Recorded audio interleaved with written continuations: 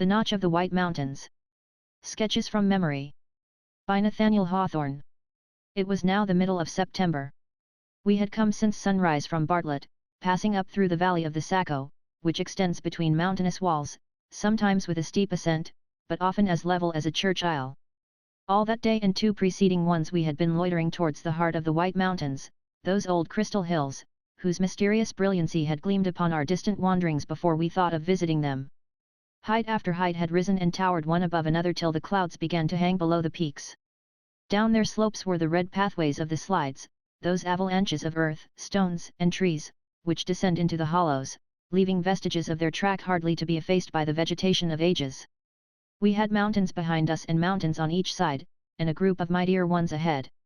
Still our road went up along the Saco, right towards the center of that group, as if to climb above the clouds in its passage to the farther region. In old times the settlers used to be astounded by the inroads of the northern Indians, coming down upon them from this mountain rampart through some defile known only to themselves. It is, indeed, a wondrous path. A demon, it might be fancied, or one of the Titans, was travelling up the valley, elbowing the heights carelessly aside as he passed, till at length a great mountain took its stand directly across his intended road. He tarries not for such an obstacle, but, rending it asunder 1,000 feet from peak to base, discloses its treasures of hidden minerals, its sunless waters, all the secrets of the mountain's inmost heart, with a mighty fracture of rugged precipices on each side. This is the Notch of the White Hills. Shame on me that I have attempted to describe it by so mean an image, feeling, as I do, that it is one of those symbolic scenes which lead the mind to the sentiment, though not to the conception, of omnipotence. We had now reached a narrow passage, which showed almost the appearance of having been cut by human strength and artifice in the solid rock. There was a wall of granite on each side, high and precipitous, especially on our right, and so smooth that a few evergreens could hardly find foothold enough to grow there. This is the entrance, or, in the direction we were going, the extremity, of the romantic defile of the Notch.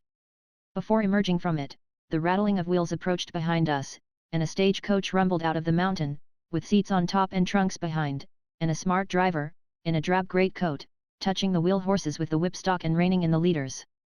To my mind there was a sort of poetry in such an incident, hardly inferior to what would have accompanied the painted array of an Indian war party gliding forth from the same wild chasm. All the passengers, except a very fat lady on the back seat, had alighted.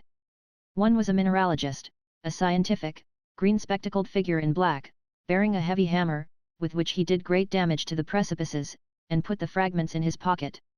Another was a well-dressed young man, who carried an opera glass set in gold, and seemed to be making a quotation from some of Byron's rhapsodies on mountain scenery. There was also a trader, returning from Portland to the upper part of Vermont, and a fair young girl, with a very faint bloom like one of those pale and delicate flowers which sometimes occur among alpine cliffs.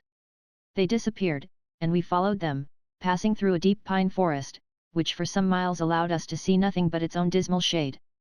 Towards nightfall we reached a level amphitheatre, surrounded by a great rampart of hills, which shut out the sunshine long before it left the external world. It was here that we obtained our first view, except at a distance, of the principal group of mountains. They are majestic, and even awful, when contemplated in a proper mood, yet, by their breadth of base and the long ridges which support them, give the idea of immense bulk rather than of towering height. Mount Washington, indeed, looked near to heaven. He was white with snow a mile downward, and had caught the only cloud that was sailing through the atmosphere to veil his head. Let us forget the other names of American statesmen that have been stamped upon these hills, but still call the loftiest Washington. Mountains are Earth's undecaying monuments.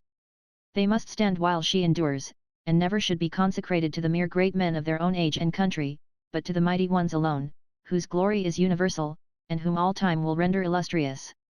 The air, not often sultry in this elevated region, nearly 2,000 feet above the sea, was now sharp and cold, like that of a clear November evening in the lowlands.